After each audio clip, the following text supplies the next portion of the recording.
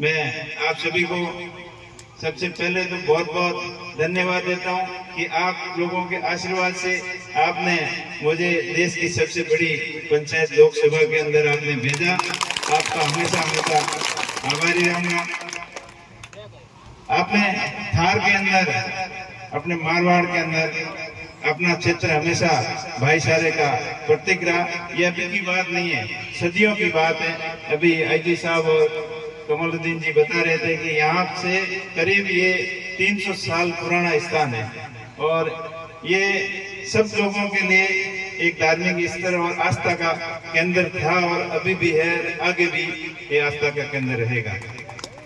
जिस प्रकार हम लोग इस बॉर्डर के एरिया के अंदर शांतिपूर्ण तरीके से भाईचारे से रह रहे हैं, सदियों से रहते आए हैं, वैसे हमेशा हमेशा आगे इसी भाईचारे के साथ रहें। और ताज मोहम्मद जी और पीर साहब जो इस क्षेत्र के अंदर जो भाईचारे का काम हो या शिक्षा के क्षेत्र में काम हो, बहुत ही अच्छे काम कर रहे हैं। ऐसे कार्यों से ही हम सब मिलजुल कर आगे साथ बढ़ने का हमें उपदेश देते हैं, संदेश देते हैं, मार्गदर्शन देते हैं। और पीर साहब ने तो बहुत ही अच्छा काम किया, यहाँ सामूहिक विवाह के तौर पर एक अच्छा उदाहरण दिया।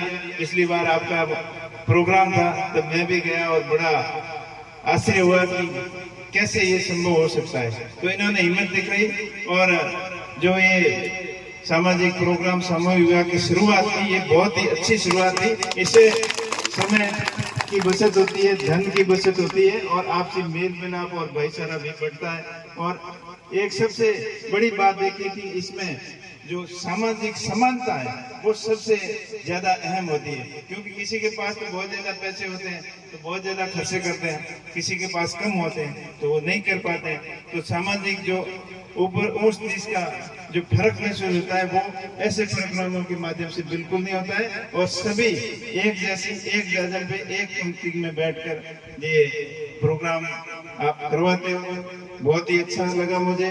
और आने वाले समय में सभी समाजों के अंदर ऐसे प्रोग्राम हो ताकि समय और धन दोनों की बचत हो सके और जो पैसे बचते हैं वो ज्यादा से ज्यादा अपने शिक्षा के ऊपर खर्च कर सके।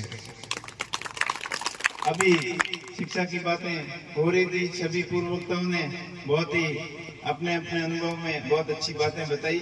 उन बातों को अपन ध्यान में रखते हुए आने वाले समय में शिक्षा के ऊपर बहुत ज्यादा जोर देना है और महिला शिक्षा के ऊपर विशेष करके ध्यान देना है, क्योंकि घर की महिला पढ़ी लिखी वो दो घर का उजियारा करती है, अपने घर का और मायके का, दोनों का।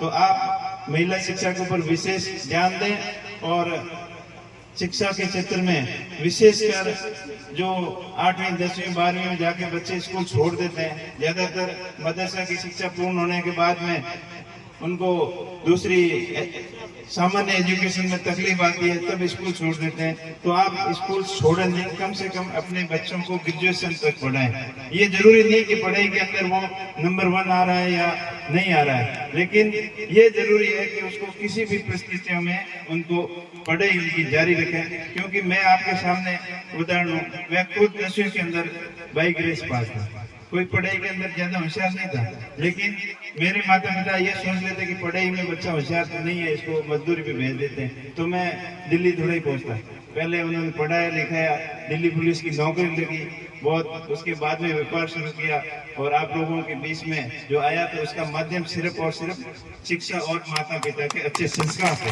तो शिक्षा के साथ साथ अपने बच्चों को अच्छे संस्कार भी दें और ऐसा व्यवहार किसी के साथ में न करें जो व्यवहार अपने खुद को पसंद नहीं हो। अपने को जो बातें अच्छी नहीं लगती है, वो व्यवहार अपने खुद को अच्छा नहीं लगता है, वैसा व्यवहार किसी अन्य के साथ में आप नहीं करें। यही संस्कार है और ज्यादा से ज्यादा शिक्षा के ऊपर ध्यान दें। ये दोनों बात आप अगर ध्यान में रखोगे तो दुनिया की कोई ताकत अपने को आगे बढ़ने की नहीं रोक पाएगी। और दूसरों की ज्यादा चिंता करने से बजाय अपने खुद को अपन कैसे स्टेबलाइज कर सकते हैं, खुद का विकास कैसे कर सकते हैं, अपन खुद को अपना विकास कर लेंगे तो दुनिया का विकास अपने आप हो जाएगा। आप लोगों ने बुलाया, मान सम्मान दिया, आपका बहुत बहुत धन्यवाद।